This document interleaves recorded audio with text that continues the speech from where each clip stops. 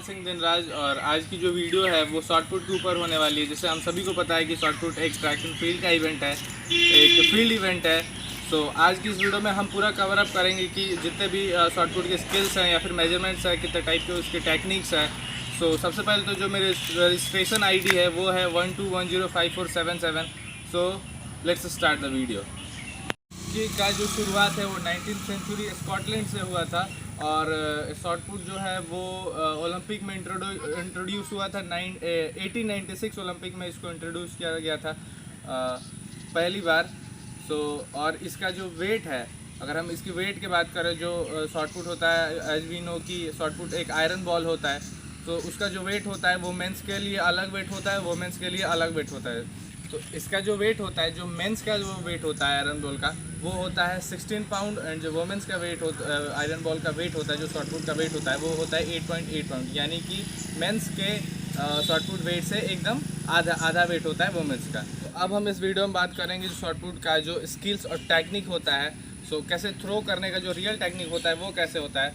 तो अभी हमारे पास शॉटपुट तो अवेलेबल नहीं है, बट हाँ आई हैव अ ब्रिक। तो मैं ट्राई करूँगा इस ब्रिक से आपको पूरा समझा पाऊँ कि इसके जो थ्रो होते हैं या फिर जो ग्रिप की जो सही पोजीशन होती है वो कैसे होती है। आई होप कि मैं आपको पूरा समझा पाऊँगा एंड आपको पूरा समझ में आ भी आएगा।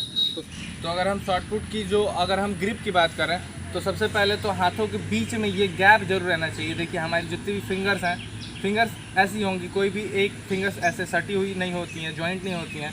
फिंगर्स सारी अलग अलग होती हैं। और ये जो कलाई का ये जो पार्ट है, ये आयरन बॉल में टच नहीं होना चाहिए, गैप मेंटेन रहना चाहिए। पहले जो हम एरिया जो होता है जहाँ से हम शॉटपुट थ्रो करते हैं, वैसे सर्कुलर एरिया होता है। जैसे आप अपने स्क्रीन पर भी देख रहे होंगे। जैसे अभी मैंने यहाँ पे छोटा सा बनाया हुआ है डायग्राम, बट आई होप अगर आप लोगों को विजिबल होगा तो ठीक है, नहीं तो मैं स्क्रीन पे भी डाल दूँगा। आपको स्क्रीन पर भी शो हो रहा होगा कि ऐसे एक सर्कुलर एरिया होता है और यहाँ से 2 लाइनें होती हैं।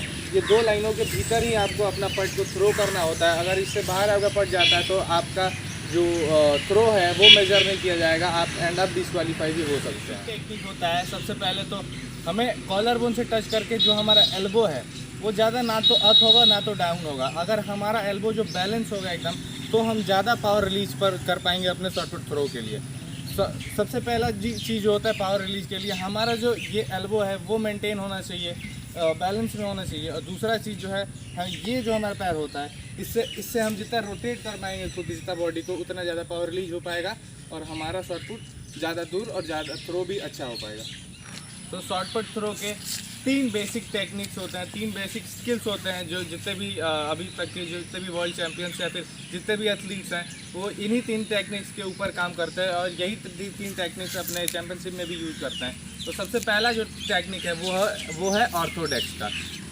सबसे पहले जो तीनों टेक्निक हैं उनमें सब तीनों चीज़ में एक चीज़ हमेशा कॉमन रहता है, और ये आप शॉटपुट का रूल भी बोल सकते हैं कि जो रूल है, जो आयरन बॉल है उसको आप ऐसे थ्रो नहीं कर सकते या फिर कैसे भी पकड़ के केवल हाथ से थ्रो नहीं कर सकते। आपको सबसे पहला काम है वो आपको यहाँ गर्दन पे ये जो कॉलर बोन होता है वहाँ से आपको चिपका के फिर आपको थ्रो करना होता है। तो सबसे पहला जो टेक्निक है जिसको हम ऑर्थोडेक्स बोलते हैं वो स्टैंडिंग पोजीशन होता है। सबसे पहले अगर ऑर्थोडेक्स में एथलीट्स क्या करते हैं, लाइन के एकदम करीब हो गया, अगर लाइन पे आप खड़े होते हैं तो वो फाउल हो जाएगा एंड आप डिस्क्वालीफाई हो जाओगे।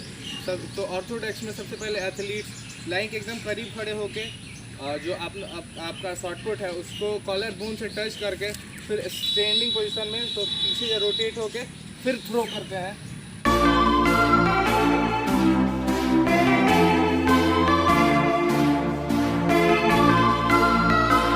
जो हमारा जो सेकंड टेक्निक है उसका नाम है पेरी ओबरेन।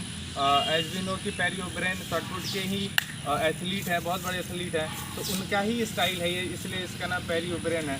इसमें क्या होता है कि हम शॉटपुट को हाथ में लेके फिर वही कॉलर बोन से कनेक्ट करके हम ये लिफ्ट एंड ग्लाइड करते हैं। हमारे पैर पीछे वाला पैर उठा होता है एंड देन हम लिफ्ट एंड फिर हम थ्रो करते हैं।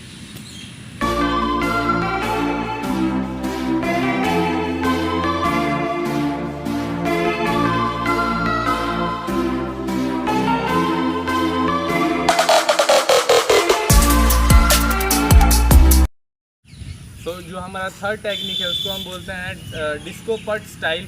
तो इसमें क्या होता है, तो एज सेम एज जो 2 टेक्निक्स है जिसमें कॉलर बोन में हमें आयरन बॉल को टच करके फिर थ्रो करना होता है, इसमें क्या होता है, ये सबसे मुश्किल टेक्निक होता है। इसमें हमें फिर कॉलर बोन से टच करके फिर जो हमारा सामने वाला पैर है इसको आगे की तरफ लिफ्ट करके पूरा बॉडी को रोटेट करना होता है। देखिए ये होके और फिर ये जो पैर है ये लाइन के इधर ही होना चाहिए। अगर फिर ये लाइन पे जाता है तो ये फाउल हो जाएगा एंड अगेन हमारा जो थ्रो है वो मेजर नहीं किया जाएगा और हम डिस्क्वालीफाई भी हो सकते हैं।